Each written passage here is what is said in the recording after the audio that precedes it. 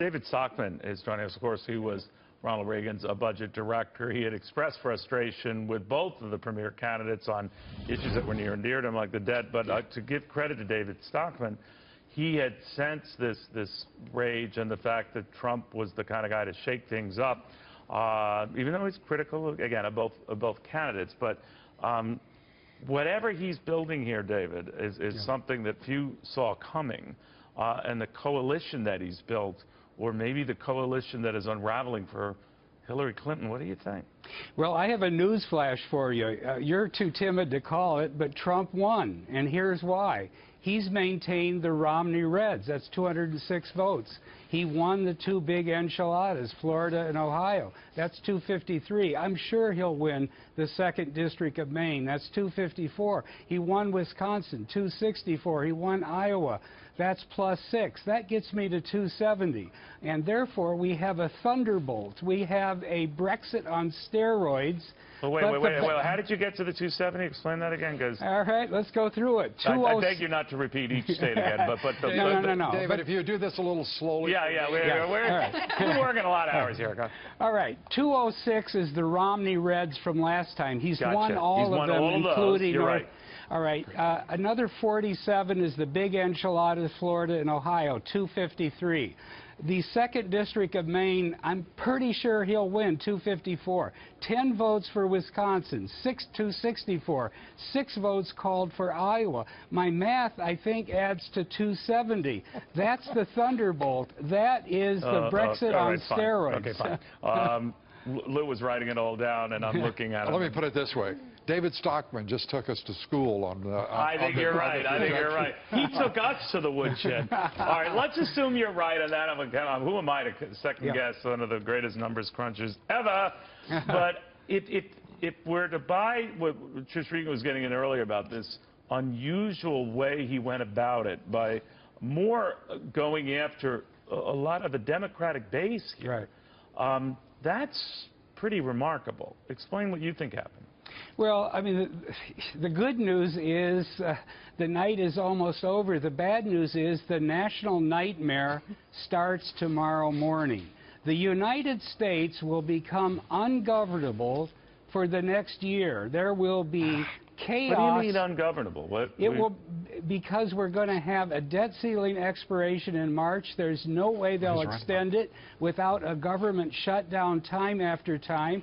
Trump has no programs. The he keyed in on the fact that the people are fed up with the establishment. Excuse me, as you're speaking, David, Georgia has gone, as we expected it would, for Donald Trump, and that putting him tantalizing close. But as you say, with your numbers, and I'll trust yours, even though I didn't understand how you got there, but I will trust your numbers, that he's just on the verge of becoming the next president. 269. And, yeah. All right, but go ahead. I'm sorry. No, I was just saying that Washington will shut down. We'll have a government that doesn't function, can't raise the debt ceiling, can't cut taxes, can't do anything. The Fed is now going to be in, the spotlight. Trump said that we have a huge bubble. It's fat and ugly and it's going to crash. He's right. There will be who's better suited to deal with that? Donald Trump or Hillary Clinton? Neither of them. I mean, neither of them has a program. I mean, Trump does not have a program. Canceling NAFTA is going to accomplish nothing. Cutting $4 trillion in taxes without any spending cuts. He said he wouldn't touch Social Security. He wouldn't touch Medicare. He's going to raise defense. I don't know what he's thinking. We are going to have fiscal chaos. The market will be down several thousand points within the next couple of days. It will precipitate a recession. When we get a recession, we're going to be back into the $1 trillion deficit My God, range. Is anything good? What do you think of the weather? It's been nice weather lately. But the point is, you have to face this. We have been living in a fantasy land, and we're just going to begin to start reckoning with it tomorrow. David, I take your point. I even understand the trajectory that you're trying to construct here. But in each instance, you failed to recall that it was Donald Trump who started talking about $20 trillion in national debt. We're going to have to see what the future holds with Congress, both the House and the Senate, in terms of leadership. We also have the prospect of having a president-elect here who is a very successful leader. He's demonstrated that he reflects a good number of Americans. We're going to find out whether it's more than 50%, but nonetheless, it's a good number.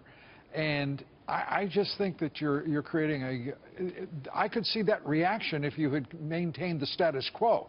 That would be an entirely appropriate response in the markets, and I think the entirely wrong reaction to new leadership in Washington, D.C., which should get everyone, brighter prospects and some hope. David, we are showing Hillary Clinton headquarters where they're not happy. Somber place. There are some faces longer than John Kerry's right now. I just want to ask David, could the supply side aspects, though, the lower taxes, jettisoning all these regulations, could that offset? Because I'm with you with respect to the debt and all the promises that were made, so could that be offset?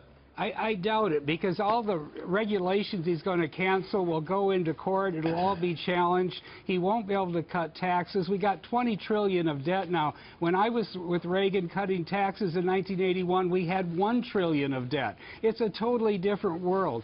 Trump has basically not said one program he'll cut. He said nothing about entitlements. There's no way that he's going to stop the debt from going from 20 trillion to 30 trillion within a very few years. We are in crisis, big-time crisis. David, we've been in crisis for decades, in point of fact, in terms of fiscal policy, an utter disaster.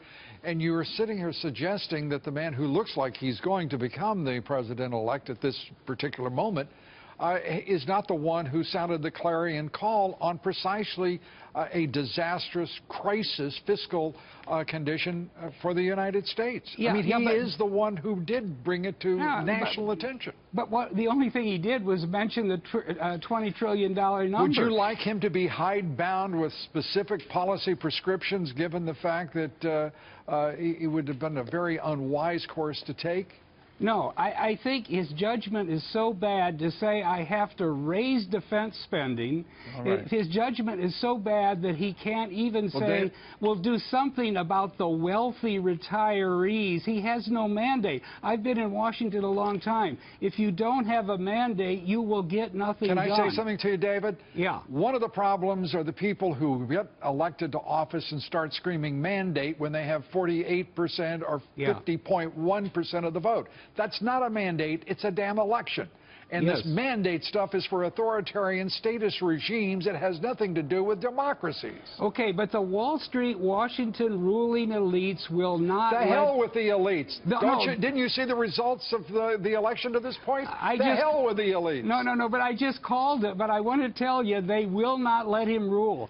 They will We don't know that. Let's not jump the gun. We don't know that. We don't know that. I do want to just let you know, by the way, that, believe me, I do want to get into this and a lot of dissertation potential there.